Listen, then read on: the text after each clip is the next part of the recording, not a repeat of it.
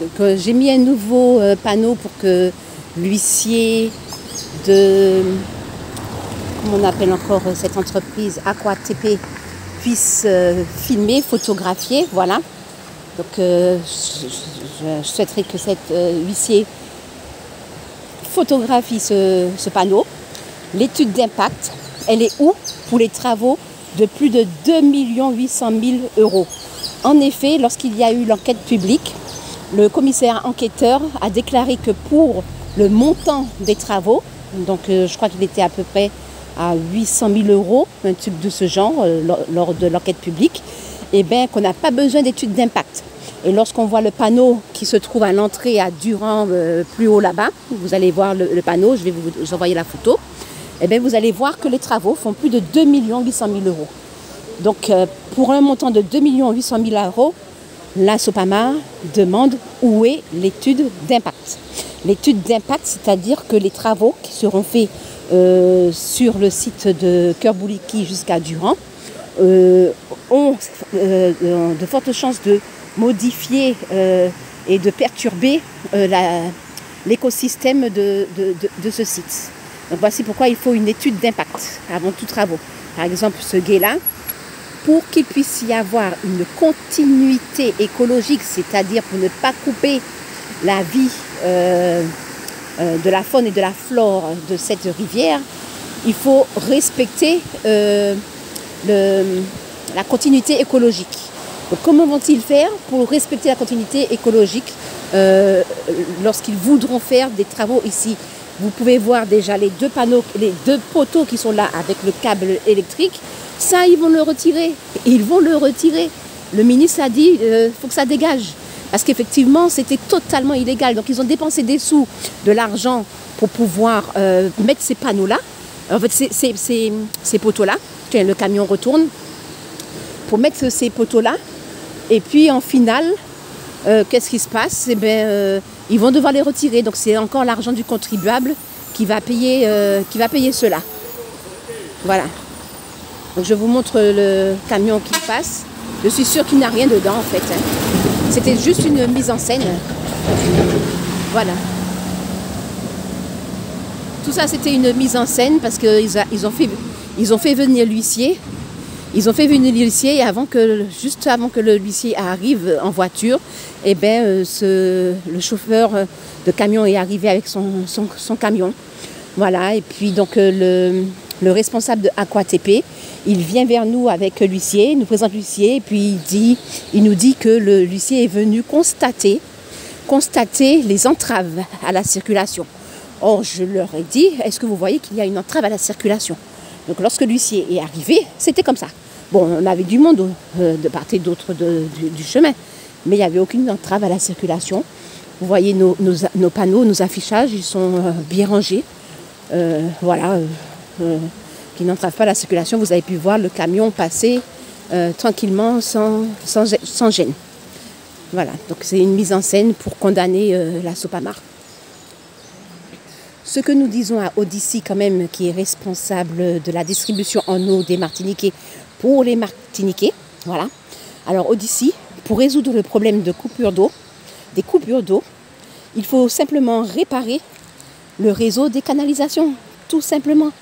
Voilà, parce qu'on aura beau produire une quantité incommensurable d'eau, si les tuyaux, les canalisations sont perforées de partout, il y a des casses partout, il y a des fuites partout, eh bien, ça ne servira à rien de produire plus. Ici, donc là, nous avons mis aussi un panneau pour montrer qu'en 2019, donc je ne sais pas aujourd'hui les résultats en 2022-2023. Donc c'est un article de presse de 2022 que j'ai relevé ce chiffre-là. En 2019, 48% de la production d'eau se perd dans les fuites. Voilà, 48% de la production d'eau. Voilà. Donc ça sert à quoi de produire plus si on ne répare pas les canalisations? Et les travaux qui sont prévus, c'est justement soi-disant pour les coupures d'eau, pour éviter les coupures d'eau pour les Martiniquais. Lorsqu'ils font des travaux de ce genre, à plus de 2 800 000 € de travaux, pour pouvoir faire utiliser les forages, ce qui se passe, c'est qu'il y aura un impact considérable sur l'écosystème d'ici des années, des décennies futures. Donc, que laisserons-nous à nos enfants? Que laisserons-nous à nos enfants? Puisqu'effectivement, lorsqu'on fait une surexploitation de la nappe phréatique, c'est l'eau qui se trouve dans le sous-sol, sous nos pieds. Voilà. Donc c'est cette eau-là qu'ils vont capter avec les forages et pomper à l'aide de l'électricité. Donc la surexploitation des nappes phréatiques a un impact sur le débit du cours d'eau de surface qui diminue, crée un assèchement des rivières et fragilise les forêts, les racines.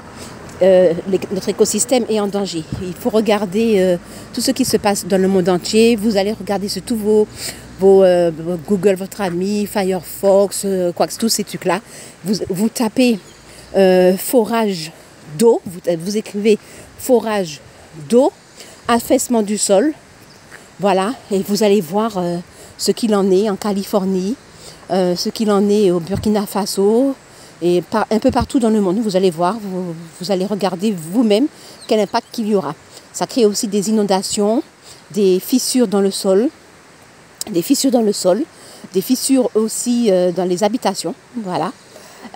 Donc vous allez voir les générations futures, ce qu'ils vont vivre, voilà. Donc nous on consomme, et on ne se soucie pas des générations futures. Le panneau là, j'aime bien ce panneau là, Odyssey, assez chaillé de l'eau en panier. Assez chaillé de l'eau en panier, parce que les canalisations martiniquaises sont des vraies passoires. Il y a des trous partout, il y a des casses partout. Donc les 2 800 000 euros là, mettez-les pour réparer les canalisations.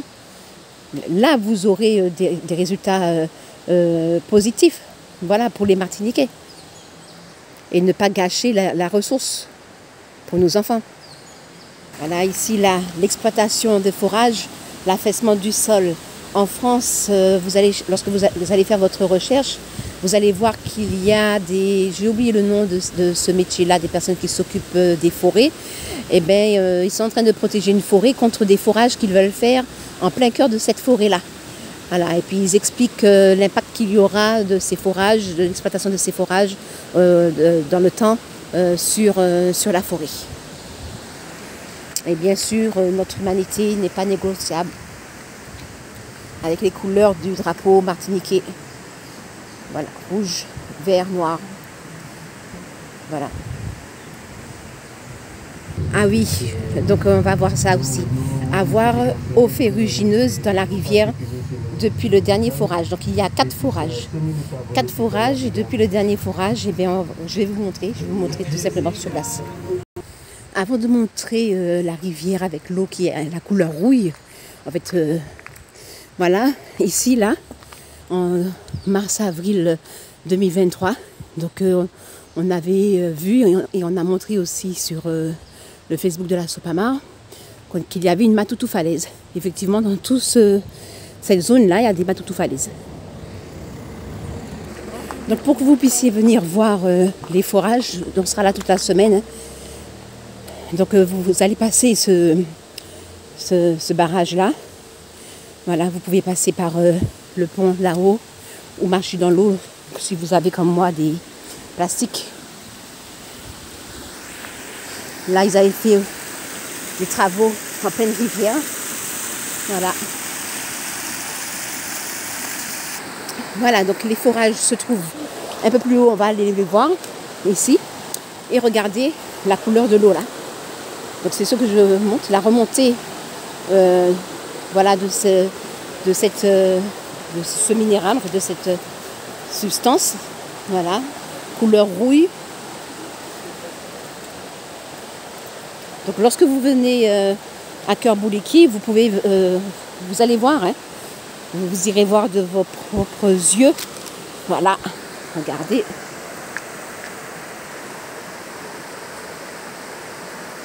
Et ça, c'est depuis les forages, depuis le dernier forage.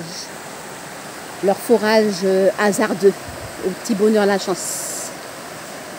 Ils percent le sol Et puis après, il regarde jusque-là, hein, jusque-là. Voilà. Bon, il y a plusieurs couleurs. J'ai des dépôts au-dessus de l'eau. Là, c'est vert. Donc, depuis leur fameux fourrage. On va voir vite fait le fourrage. Je ne veux pas que la vidéo soit trop longue. Donc, j'étais en train de discuter avec des touristes. C'est pour ça que j'ai pris un peu de temps. Donc, j'avais mis une pause sur la vidéo. Donc, nous voyons il y a qu'à monter la rivière. Alors, on monte. Sur la main gauche, il y aura le forage. Je vais juste montrer un forage. Donc, je me suis arrêtée pour discuter avec les touristes et ils ont dit qu'on a un beau pays et que effectivement, ils nous incitent à le protéger. Donc, nous voyons le boîtier là pour l'électricité qui a été posé cette année. Et voilà. Là, ici, c'est le premier forage. En fait, le premier. Un forage. Et celui-là est fonctionnel. Donc, il y a un compteur. En fait, normalement, il devrait y avoir le compteur. J'avais vu le compteur.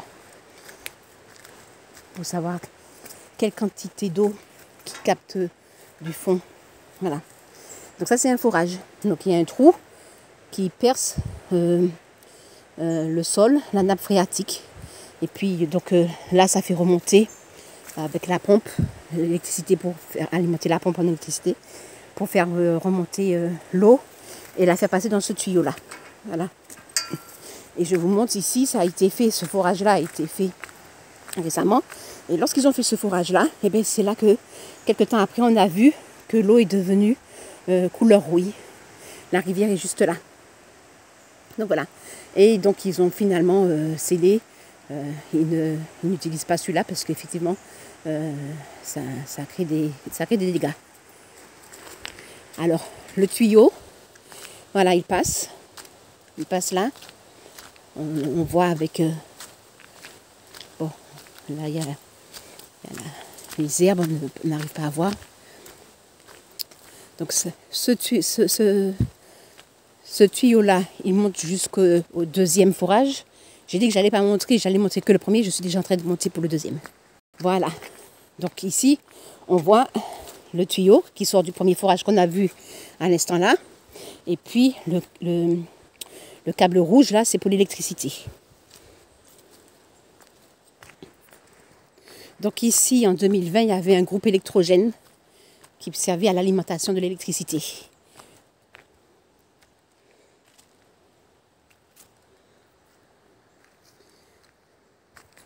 Nous voyons le tuyau.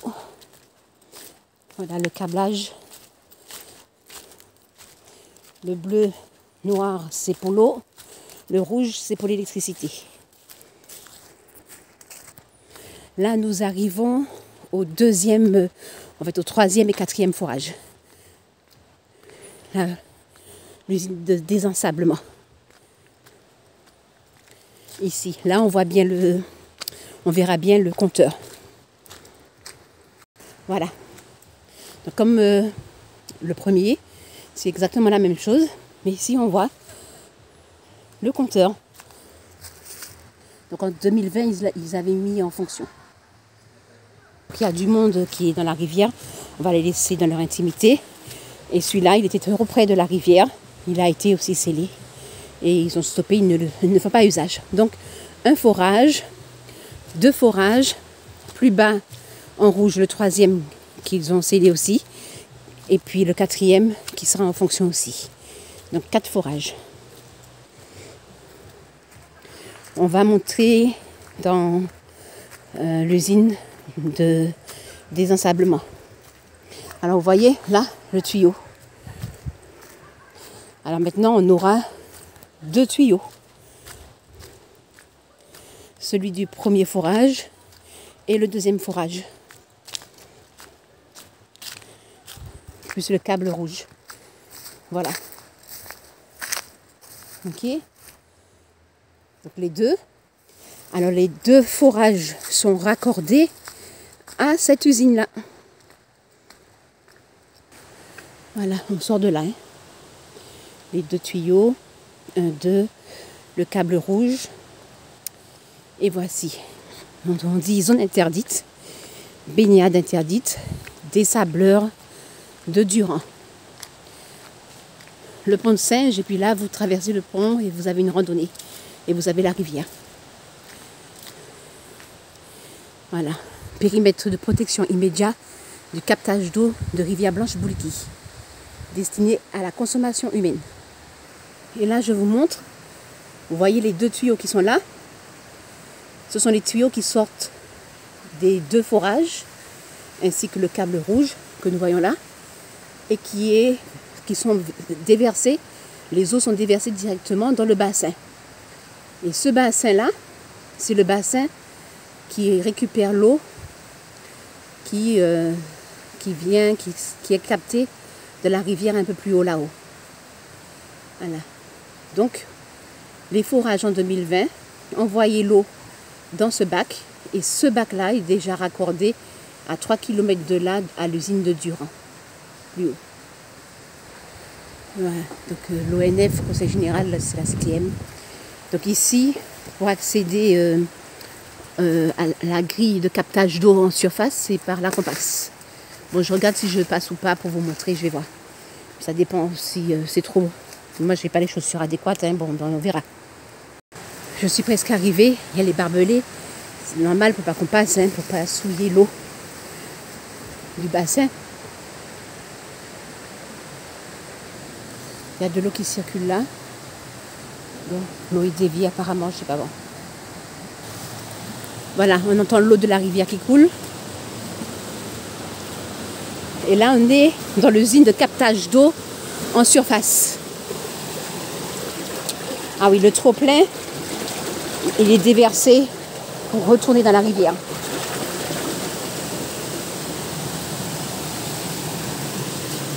On ne va pas rester longtemps parce que les camarades m'attendent, ils m'ont déjà appelé.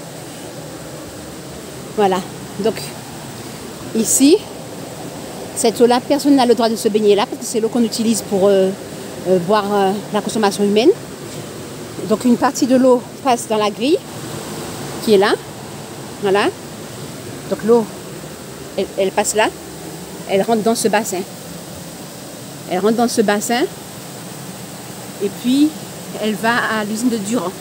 Il y a déjà la canalisation qui est déjà faite. Et puis le reste de l'eau, le débit d'eau réservé, continue dans la rivière. Donc ici, il y a le bassin. Donc là, on peut se baigner. Mais là, on ne peut pas se baigner. Mais bon, de toute façon, cette zone-là est interdite aux êtres humains. Voilà. C'est assez profond, il y a des poissons et tout, etc. Et là, c'est le trop-plein qui ressort. Voilà, le captage d'eau en rivière. Et là, il y a la randonnée. Voilà, donc il y a ce captage d'eau en surface, les deux forages, captage d'eau dans la nappe phréatique. Et comme vous avez pu voir, les deux captages d'eau dans la nappe phréatique rentraient déjà dans ce bassin-là. Alors, pourquoi ils ne laissent pas ce réseau comme il est, tel qu'il est, c'est-à-dire les deux forages rentrent dans le bassin et toute cette eau-là monte à Durand et puis elle est traitée à Durand. Non, ils ont besoin de faire une canalisation qui sort directement des forages pour aller à l'usine de Durand à 3 km, soi-disant parce que l'eau, elle est beaucoup plus pure. Mais lorsqu'on dit que l'eau est beaucoup plus pure, soit c'est vrai, ah, il se met à pleuvoir, je vais me dépêcher. Soit c'est vrai, l'eau est beaucoup plus pure, mais elle arrivera d'une manière ou d'une autre dans les mêmes tuyaux, dans les mêmes canalisations pour arriver dans les robinets. Voilà, et elle va se mélanger à cette eau-là qui est traitée à l'usine de Durand. Donc, cette eau-là qui est traitée à l'usine de Durand arrivera dans les canalisations ou dans les robinets comme celle des forages. Voilà. Donc, pourquoi ne pas laisser les deux forages là et puis traiter l'ensemble de l'eau.